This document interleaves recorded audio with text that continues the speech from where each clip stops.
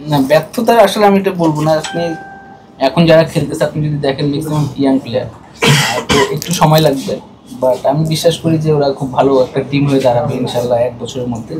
আর T20 খেলা এমন একটা খেলা যে খেলায় আপনি 1 ওভারের মধ্যে খেলা চেঞ্জ হয়ে যায়।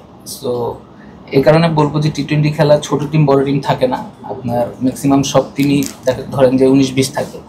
তো এটাই আশা করবো যে ইনশাল্লাহ 1 বছরের মধ্যে বাংলাদেশ টিম খুব সুন্দরভাবে একটা টিম হয়ে দাঁড়াবে। এনসিএল এর আগে একবার একটু বলেছিলেন যে বাংলাদেশ দল ডাকতে জাতীয় দল আমি খেলবো, তো এনসিএল এর পরে কিন্তু নকআউট ফাইনালে ভালো একটা পারফরমেন্স করেছে, এখন দেশের জাতীয় দলের অবস্থা কিন্তু কিছুটা করুন, তো সেক্ষেত্রে আপনাকে কোনো বার্তা বা কোনো মেসেজ কি দিয়েছে জাতীয় দলে ডাকার জন্য? না ভাই, এরকম কোনো মেসেজ দেয় আমাদের মিডল অর্ডারটা অনেকদিন ধরে স্ট্রাগল করছে, ওয়ানডে ফরম্যাট বলেন T20 ফরম্যাট বলেন।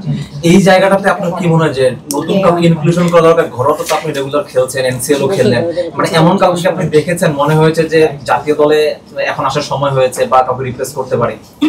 আপনি যদি দেখেন মিডল অর্ডারের কথা বললেন, কারণ আমরা যখন যারা প্রিমিয়ার লিগ খেলি তারা কিন্তু যারা রান করে প্রিমিয়ার লিগে এরা কিন্তু টপ অর্ডারে ব্যাটিং করে, এবং আলটিমেট ওখানে টপ অর্ডারে পারফর্ম করে এরা ন্যাশনাল টিমে এসে মিডল অর্ডার ব্যাটিং করে। তো এটা ডিফিকাল্ট, এই কারণেই ডিফিকাল্ট কারণ যারা মানে মিডল ওভারে ব্যাটিং করে ম্যাচের সিচুয়েশন থাকে আলাদা, তারপর পরিস্থিতি থাকে আলাদা, প্রেশার থাকে, বাট যখন তারা টপ অর্ডারে ব্যাটিং করে এই সিচুয়েশনে পড়ে না, তো একটু সময় লাগবে। বাট আমি বলবো যে যারা মিডল অর্ডারে খেলে ডোমেস্টিকে, এখান থেকে যারা পারফর্ম করবে এদেরকে যাতে মিডল অর্ডারে খেলানো হয়, এমন না যে টপ অর্ডারে পারফর্ম করে তাদেরকে মিডল অর্ডারে খেলানো হয়।